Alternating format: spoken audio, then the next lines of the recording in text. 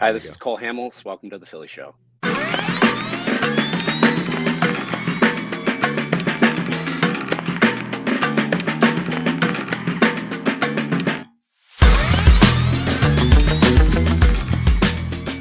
Hi, everybody. Welcome to the Philly Show with Ruben Amaro Jr., Jim Salisbury. I'm Todd Zalecki. It's Monday, July 8th, 2024. Hope everybody had a good 4th of July weekend. Did you guys have a good 4th of July weekend? Outstanding. Thank you. How are you? Tell me about your grilling, Jim. How did the grill go? Oh, I actually, pardon me. I did a little grilling, but the majority I did some smoking. I got the old smoker out. That's right. You were going to do the smoked mates. How did it turn out? Good. I did some wings. I did a whole chicken. I did some kielbasa. I did some chorizo, some ribs. My God. And a small pork butt. Who ate all this? I would assume you ate all of it? The whole neighborhood. Okay. We just took about 3 days to get through, but all the kids were here and they all took some, so it worked out good. That's awesome. Nice. Don't be afraid. One time, slide some over. All right. You know, the Mexican Cuban Jew over here, he would like to have some chorizo. All the bases covered there. And kielbasa. Okay. Well, this weekend, hopefully a lot of people got to listen to that Jeff Francoeur episode, which we put out there on Friday. If you did not, you got to go back and listen to it. It was so good. I mean, a couple of things that Frenchie said. I want to get your opinions on this. I thought a couple of things he said was so interesting. One was why he knew the Braves might have been in trouble last year during the NLDS. And he said, listen, I play golf with a lot of these guys all the time. Before game one of the NLDS, I'm playing 27 holes with, JT and Trey and Stott. And he's like, I loved it because that meant they weren't tight. They weren't like, all right, the playoffs start, guys. No more golf. We got to relax. We got to dial in. I thought that was really interesting. And I thought what he said about Rob Thomson, Brian Snicker was interesting, which is people get on him. They want him to get angry on the field, get angry in the clubhouse, have team meetings. And what Frenchie said about Bobby Cox, which is team meetings are for losers. I thought that was great. And what jumped out to you guys? When you think back to Frenchie? I loved the whole interview. The guy is so smart, so insightful, and he's very, very funny. But, getting to your point about the two managers, Snitker and Thompson, I see a real similarity between the two. They were both, as players, career minor leaguers. They're both longtime player development men. They both waited a long time to be big league managers, and they are so true to themselves. They're the same guy they were when they were managing in A-ball. And baseball, you need to play baseball with emotion. There's nothing worse than a team that doesn't play with emotion. Player that doesn't play with emotion. Energy is good, but it's not the same kind of emotion and energy that you would bring to a football game or a hockey game. It's not, off the charts emotion. It has to be a controlled emotion. And I think you need to see that in your manager. So, they don't break chairs. They don't tip over the spread. They don't call a lot of team meetings. And the nature of baseball, every day, players want to see the same guy every day. They don't want to see you chewing on your nails one day and doing yay the next day. They want even keeled. And that's what we see in those two guys. And I think that's what Jeff was basically articulating. And it's very important. Don't you look for that? And you've probably played for both, Ruben. You probably played for guys that were up 1 minute and then nervous the next. And it just kind of radiates through the dugout. And it's not good. Yeah, it sure does. You're spot on, Jim. It's about being steady and being consistent and being treated like a man, right? Being treated like an adult, and I think that's part of it as well. And actually having a real personal connection, and I think that Rob understands how important those personal connections. And the player has to feel confident that when that manager puts you out there, that he actually believes that you're going to succeed.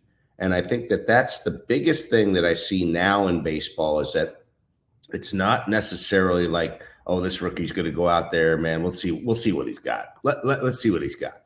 And let's see if he can handle it.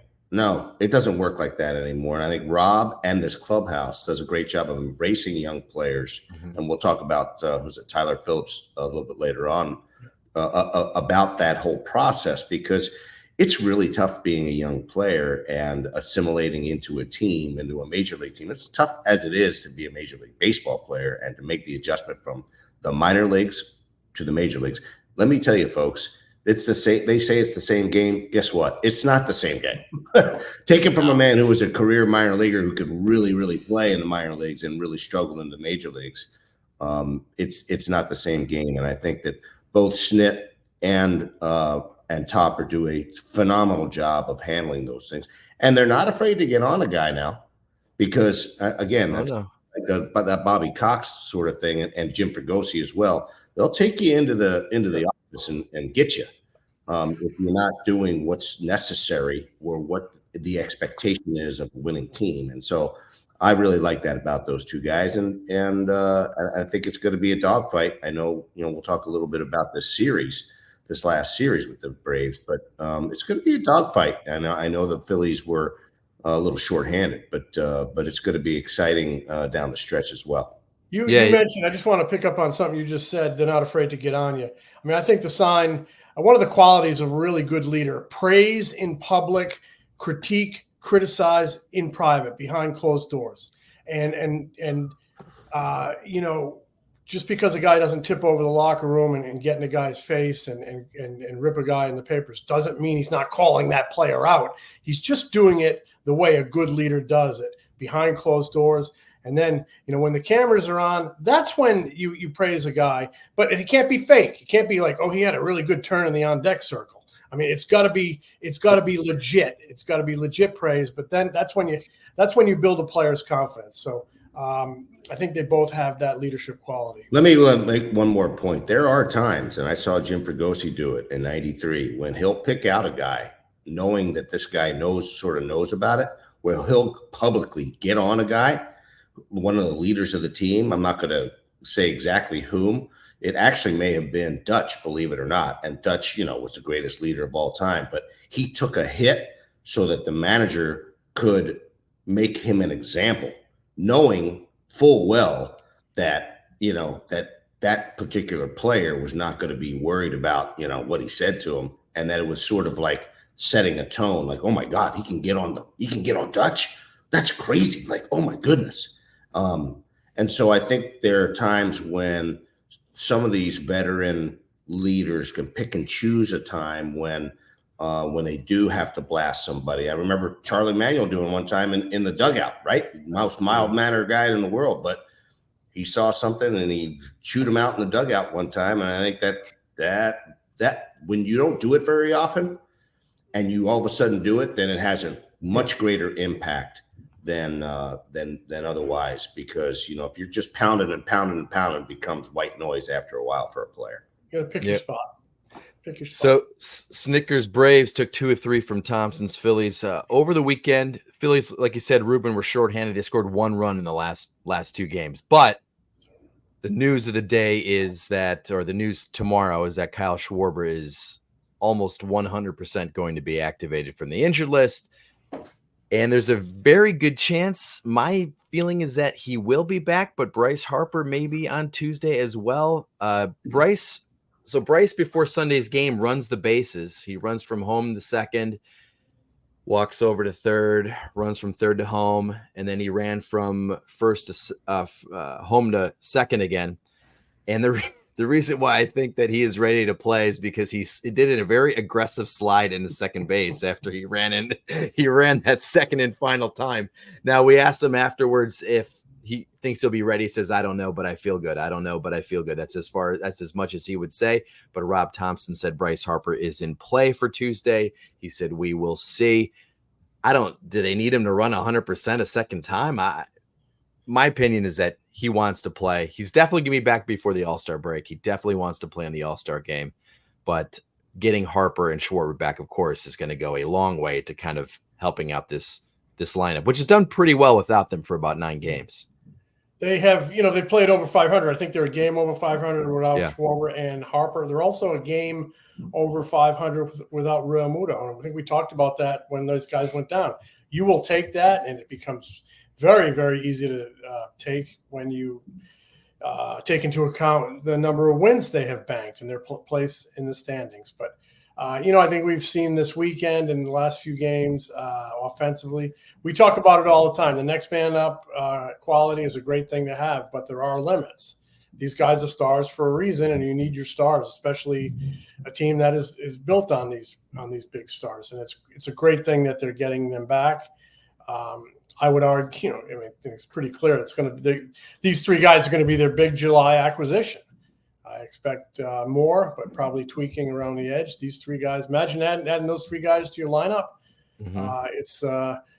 It's a great thing. And you come home where you play great. Big series against the Dodgers. Not to get off on a little tangent, but I'm really curious to see how this Dodgers series goes because, all along we've seen so much talk about the Phillies haven't played a great schedule. The National League is weak. They've crushed the weak teams. Well, you can only beat the team you can play that night. They've done a great job doing that. But 3 series on the road. Boston, who's an improving ball club, now in playoff contention on the playoff grid.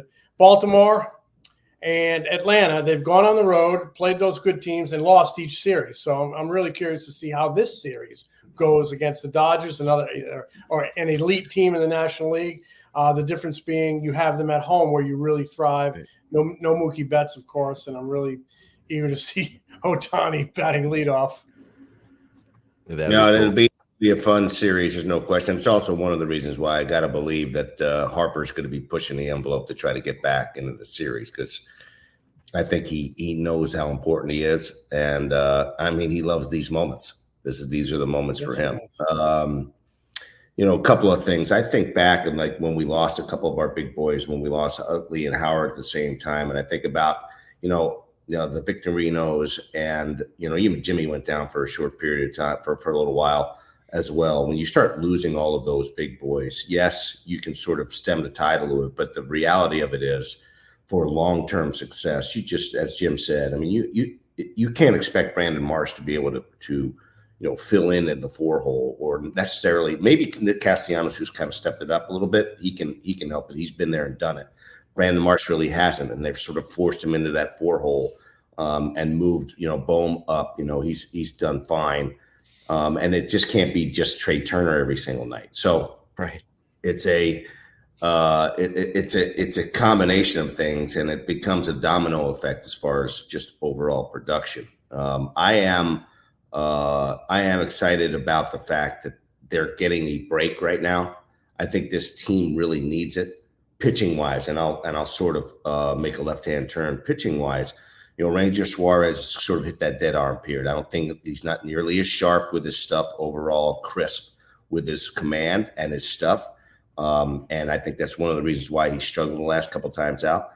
I think that Christopher Sanchez had that complete game shutout, and then he comes back after that complete game shutout. Really hadn't reached those levels of innings and ups and downs, and so he's starting to eat up a lot of innings that people didn't necessarily think that he would be able to do. And so you start compiling all these innings, and the fact that these guys have thrown so many of them, you start to see that there's going to be a dead arm period at some point. We've talked about this before. Long time, great trainer Jeff Cooper.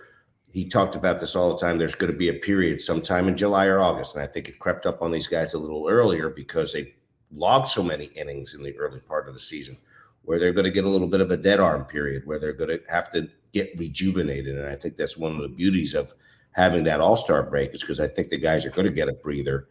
They'll be able to get back and get refreshed and then move forward. I don't think it's a health thing. I just think it's just natural order of progression for pitchers' arms.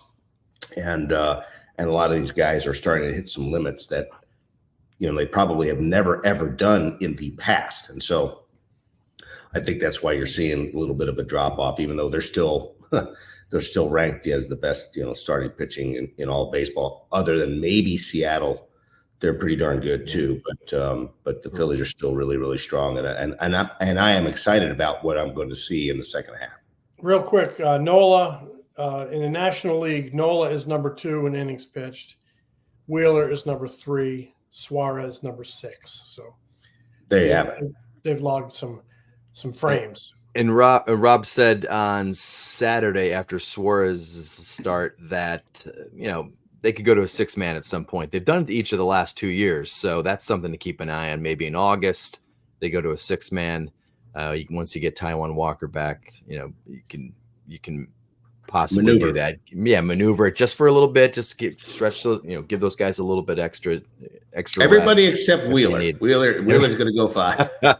Yeah, I love that idea because the stakes are so different for this team. This team is going to play an extra month. This team must play an extra month. This team is built on the backs of Wheeler, Nola, Suárez, and you have to plan and budget for that, I believe. And they have the wiggle room too, as we said at the top. They go into that Braves series with a 9-game lead. They come out with an 8-game lead.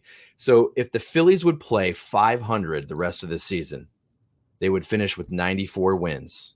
The Braves would have to go 45-29. That's a 608 winning percentage just to tie them for the division title. They're right now, the Braves have a 557 winning percentage. So they would have to kind of play, I don't want to say over their skis, but they would have to play at a much better clip if the Phillies play 500 the rest of the way. So they have the opportunity there to go to a 6-man if they want to do it, because they have that nice cushion. Mm-hmm. So this is not like a situation where, oh my God, you got to throw these guys out there every 5 days. Otherwise the Braves are going to get you. The Braves are going to get you. They should be able to maintain this lead, especially once they get Harper, Schwarber, Realmuto back, especially once they maybe get some reinforcements before the trade deadline on July 30th as well. Because I think they're going to get something. Oh yeah. There's no way they don't get something. They want a right-handed hitting outfielder, and I think they need one. Totally. I'd like to see a bullpen arm, maybe. They'll do something for reasons we've articulated in previous podcasts. On a nightly basis, it's up to Zack Wheeler and Aaron Nola and Trea Turner and Bryce Harper and JT Realmuto to step up. On July 30th, when you have a great team, it's up to the front office to step up. Exactly. So they had 7 All-Stars. 7 All-Stars.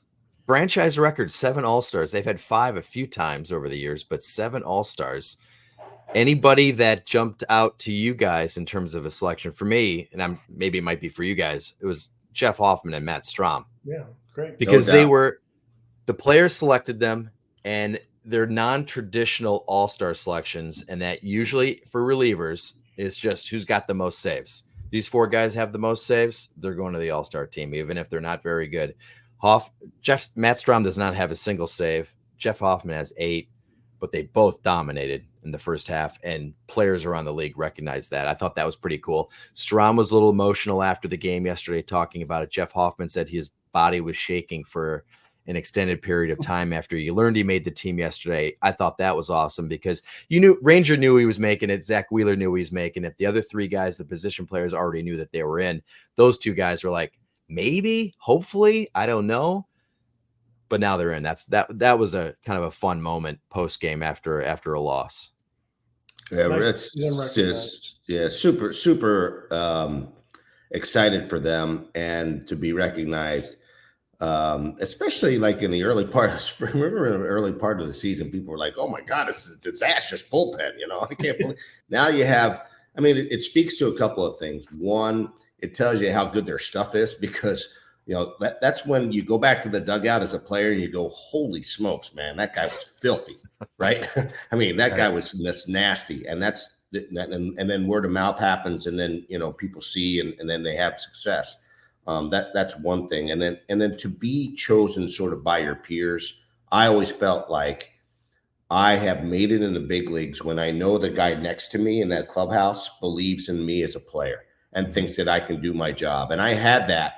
I was really fortunate to have guys like Milt Thompson and Dave Hollins and those kind of guys who knew the type of person I was, knew the type of player I was, and had seen me in the past or whatever. And when you have that sort of validation, that's so big. And for Hoffman, even bigger because he's going to be a free agent. I mean, this is going to be his free agent year, I do believe. I think he's got free agency. And so for him to be an all-star in a free agent year in the bullpen, it also talks a lot about what this game is about now. The bullpens mean a lot more than they used to mean for 100 years.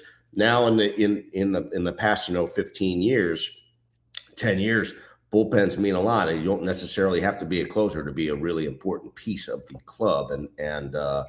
And that's those are just some of the things that I think about when these guys are chosen, and it's just great honor. I'm so pleased for them. It's cool. Yeah, I love the player vote because, like you said, it comes from your peers, and it really should mean something. It's not some, and I think the fans are a huge part of it. This game is for the fans. I love fan voting. I used to love to go to Fenway Park and punch out the little things and then hand them down the row, and the guy would collect them in the bottom of the seventh. But I remember doing like one of them. Now people can hit the computer like 25 times a day. It's a little like the way it's a little like how they elect the mayor in Chicago. You know, so I like the way they I just love the tip of the hat when you get it from your peers. It really means something. And I love to see that underappreciated element of a ball club, middle to set up relief, get a tip of the hat that they richly deserve. So, Jim, you weren't at Fenway just smashing Yaz, punching Yaz's name out over and over and over? I just I savored my one punch out for Yaz. And Dewey. What about Dewey? Oh, Dewey, Freddie Lynn, Jim Rice, Rico. I mean, I loved those guys. But it was just special to punch out that little hole. I think we call it a Chad. I think we learned. So let me just say this about both Yaz and Dewey. You talk about quality human beings. Oh my goodness. I got a chance to be with them a little bit, but I got a chance to be with Dewey when I was coaching, and we sort of brought him out as a celebrity coach. And he was just fantastic to be around, man. Just great human beings. The way he used to, Ruben, you as an outfield coach, the way I can still see it, the way he would get behind a ball when he was going to throw to the plate or throw to third, he would get behind that ball and load, and it would come. He would throw it on a downward plane at one hop to the catcher, to Pudge, who was built like a statue. And I actually utilized him when we did some of our drills, and how important that piece of it was. You know, that we had some really talented guys. You know, we had Mookie Betts, we had Jackie Bradley, we had Andrew Benintendi, we had some super talented outfielders, and but they also worked really hard at it and were real, they were real focused on it, and they really respected some of the things that some of the veteran guys like that would say. It's pretty cool. I have a confession to make, Todd. Someday I'm going to do the podcast from my garage. Okay. I probably shouldn't tell this, but I have a Yaz pennant in my garage. There's nothing wrong with having what's wrong? What do you mean you shouldn't say it? Well, you grew up. Come on, man. You grew up a Red Sox fan. I live in Phillies country. Guy. I've been here 30 plus years. Oh, and that's your childhood, man. I've got a Robin Yount jersey signed, in my office over here on the side that I won somehow years ago. Quick note about Robin Yount. My dad scouted him when he was coming out. Oh, really? Yeah, my dad scouted him. He said to me before he even got to the big leagues, he said, "Remember these?" And it was him. I remember him distinctly talking about Robin Yount. He said, "Ruben, he's going to go right to the big leagues from being in high school." I said, "Come on, Dad." I said, "Please." And that's exactly what he did, basically, right? And he came right to the big leagues after being drafted. And he said the other thing, and the other guy said he went down to see Robbie Alomar Jr. play in Puerto Rico when he was like 15 years old. He said, "Son, that is going to be a Hall of Fame second baseman." Wow, that's awesome. My dad's a pretty good scout. Yeah, he was. He was a pretty good scout. I mean, those are great players, but it's pretty amazing that you can see certain things in guys. I mean, I was the same way with Ken Griffey Jr. watching him, as a 17-year-old was ridiculous. My gosh. I wanted to let me ask you two a little more relevant questions. One, do we think? I mean, Tyler Phillips. He comes out yesterday and he strikes out Olsen, but that breaking ball is up, and I'm like, uh-oh. Even though he struck him out, I'm like, uh-oh. And then he strikes out a slew of other guys, and the breaking ball is down, looking good. One, my first question: do you think he could get a start this weekend ahead of Mercado? And my other question: JT's going to come back right after the break. Who goes down? Let me hear what you got to say. Well, I think Phillips is in play for Saturday based off of Mercado's performance. And Rob, I think I asked Rob yesterday after the game, will Mercado make his start on Saturday? He said we need to talk about some things. So anytime a manager leaves it open, they're going to actually talk about some things. He could have come out and said, no, Mercado's going to. It was a bad start. Mercado's going to start. So I do think Phillips has an opportunity. And I think Marchan's going to go back down personally, but I could see somebody making a strong case for the opposite. I think Rob said something the other day, and I can't remember what we were talking about. He talked about how he really truly values the atmosphere and the vibe and the feeling in this clubhouse right now. And so for that reason, the fact that Stubbs he's actually played pretty well. He's gotten a lot of hits while he's been playing, but also that he's very cognizant. Rob is very cognizant of how this clubhouse operates. Leads me to think that it'll be Stubbs when Stubbs staying with the team when JT comes back.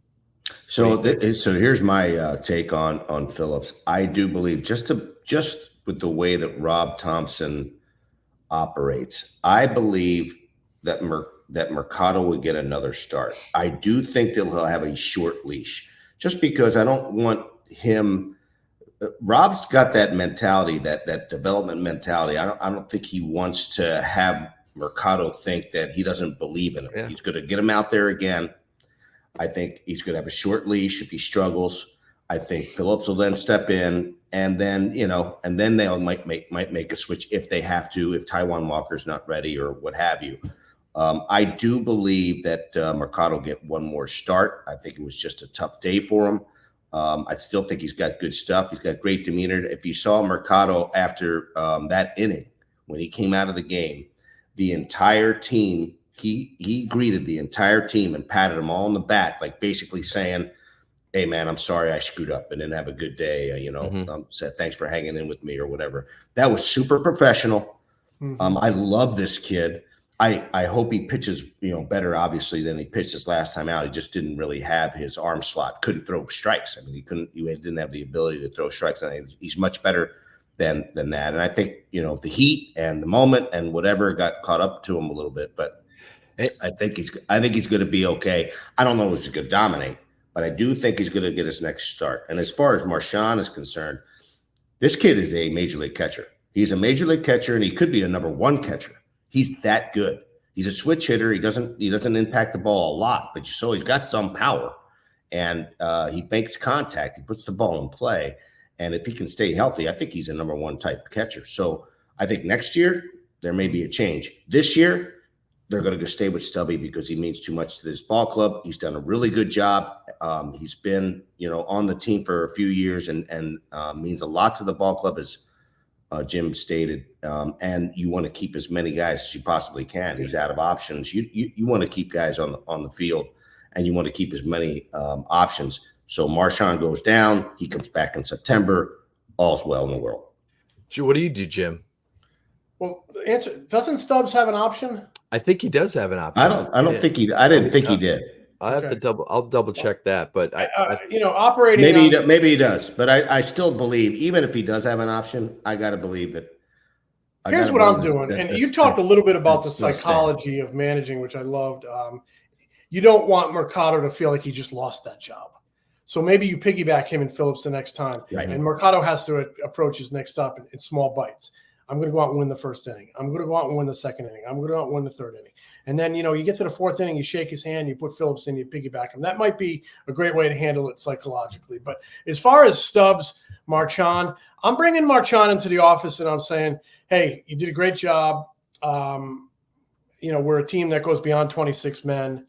And you are really, really important to us. Knock on wood, we can't lose JT again.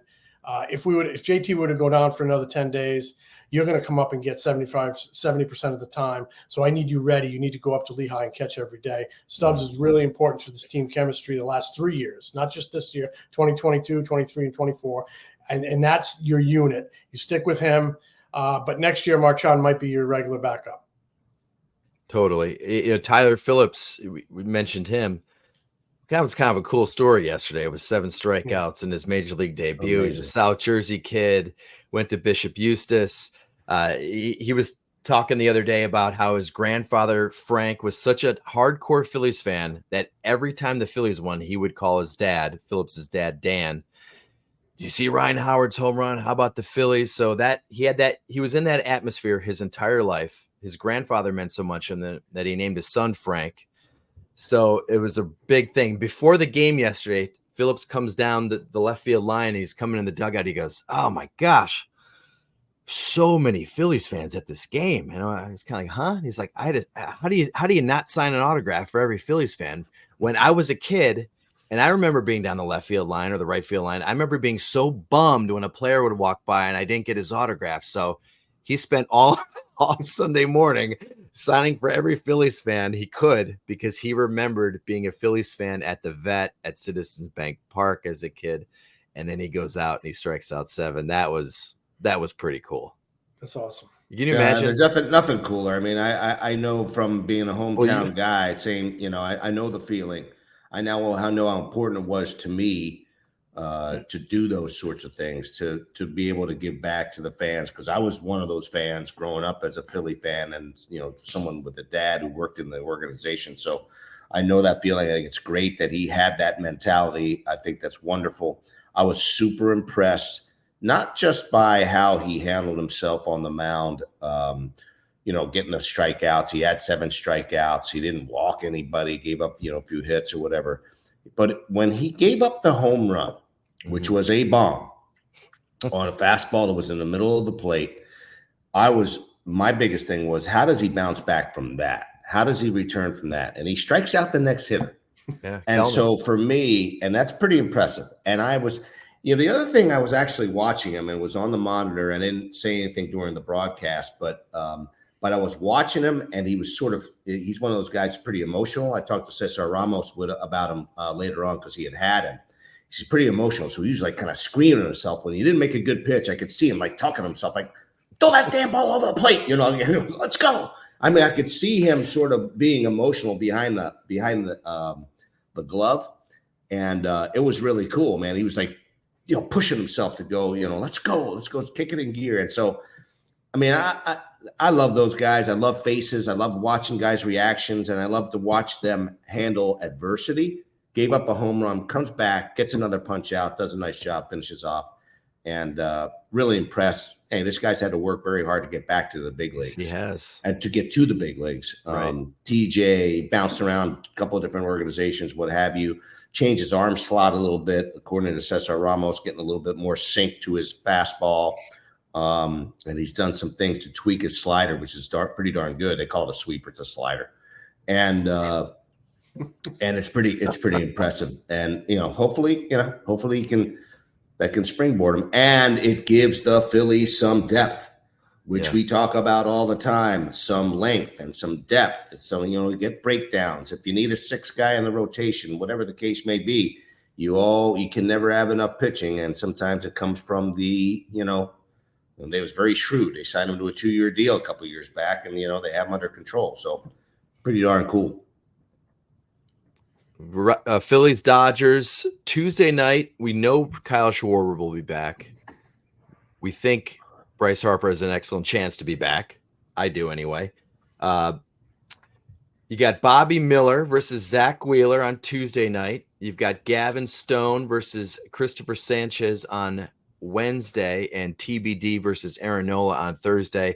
This should be a really fun series. It could be an NLCS preview. You got Shohei Ohtani, who's, unbelievable. Ohtani, Harper coming together. That'd be fun. Go. That will be fun. That will be fun. It's hot time, summer in the city, and it's going to be bright lights, sellouts. It's going to be a great, fun series. Can't wait. Yeah, it'll be fun. Well, we will be back later this week to recap it. We will talk to you guys later. Smell you later, boys. Smell you, Jim.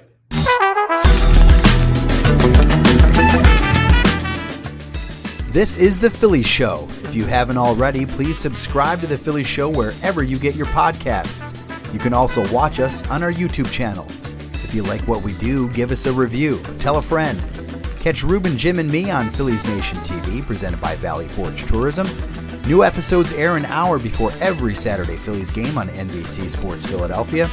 Replays air throughout the week and on PhilliesNation.com. Get more of Ruben's analysis during, before, and after Phillies games on NBC Sports Philadelphia, on the Sports Radio 94 WIP Morning Show, and MLB Network. Read Jim at the All City Network at allphly.com. Find more of me at MLB.com, the Phillies Beat newsletter, and occasionally on MLB Network.